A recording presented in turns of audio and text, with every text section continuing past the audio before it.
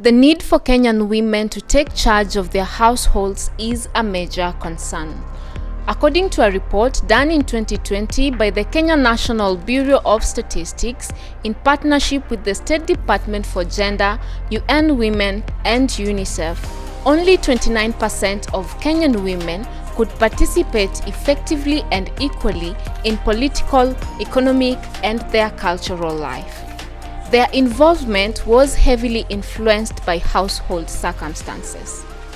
Fablab Winam is a makerspace determined to change this by equipping women with skills necessary to exist and work in technology and hardware spaces for sustenance. Fablab is an innovation makerspace providing support to different innovators so that they are able to build their ideas to life using digital fabrication tools. So She Builds basically was started with a reason behind it that a number of women who are in innovation space or tech tend not to take the hardware side, and that hardware side tends to die when it comes to women. While if you look at the African women, they were the real makers. If you look at pottery, weaving, among others, they were done by women. So we felt that this would be very important. But then the main purpose was to ensure that women can become empowered economically. And with this, we believe that that is only possible if they have their skills, if they are able to learn the skills, hands-on skills. And we also believe that women are the breadwinners or the caretakers of their households. So if they are able to be empowered economically, then they are able to support their families. Digital fabrication, 2D and 3D printing are just some of the skills offered. Fablab Winam prides itself in ensuring that these women under the She Builds program grasp the skills and are able to utilize them successfully. We started with digital fabrication skills, which include designing, that is graphic designing, 2D designing and 3D designing, and then machining, which include learning how to use laser cutter, CNC router, vinyl cutter, 3D printer, among others.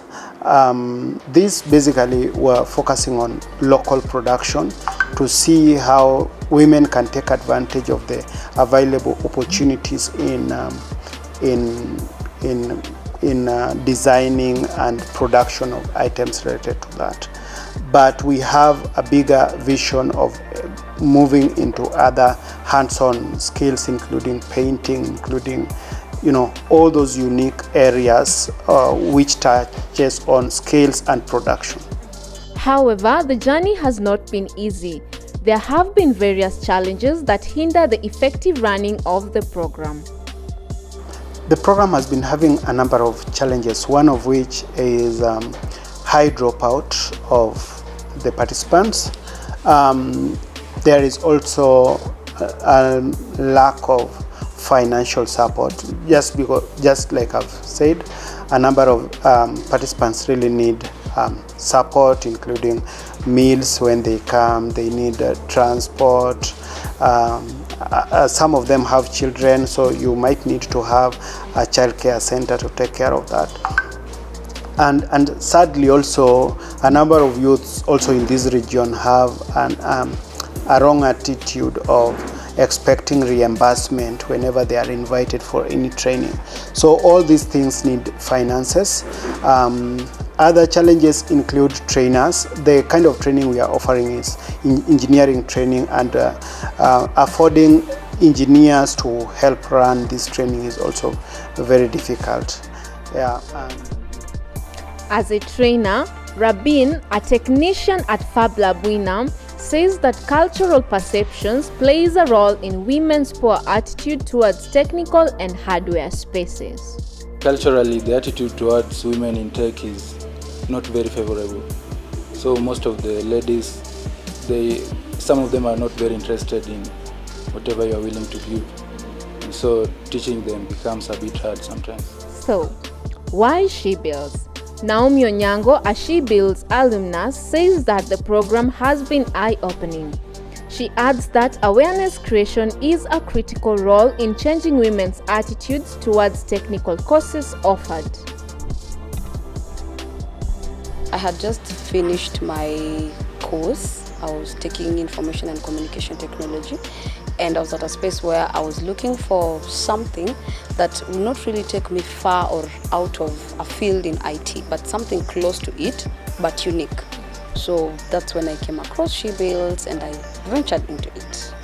I can do CNC machining, I can do designing using the various tools that are provided, like SolidWorks and AutoCAD. I think a lot more should be done in creating awareness and just encouraging young women to get into such spaces. To measure the effectiveness of the She Builds program, the organization has a robust monitoring and evaluation technique. We use different tools in measuring impact. One of them is basically just confirming or checking the attendance of the participants, and then we have a tool that we use for follow-up to check if they are able to do what they learned. Also, during our graduations, we always have what is called a demo day. So demo day is basically a day where the graduates are showcasing the products that they made, because our focus is that we know that you have qualified to do what you can do, not by just getting a certificate, but by producing a product. So we always have practical activities, and we have final projects that they have to work on. Technology and hardware industry players have an important role to play in supporting such organizations. One, they can help in awareness creation by encouraging, if you have a daughter, if you have a sister, by encouraging them to take up such challenges. Number two, we need funds to ensure that this can work, so they can help with providing funds or providing network or providing opportunities, let's say for internship.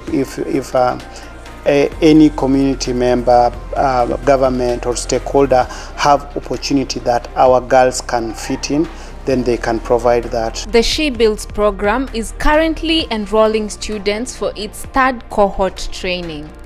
So why pursue a career in the technology and hardware industry? Women are the best makers because they really know how to concentrate. Any woman can make anything, and I would encourage women to take advantage of this space, learn how to make things by hand, and once we have learned these skills, then we are sure that we will be able to have our own sources of income, because even when the job is terminated, you can still provide that service wherever you are. To any young woman out there who'd love to venture into this, I'd say it's beautiful, and it gives you become a spotlight, because you getting into something that many people fear and are running away from. When you get into that space, it's easy for you to attract market. It's easy for you to begin something of your own.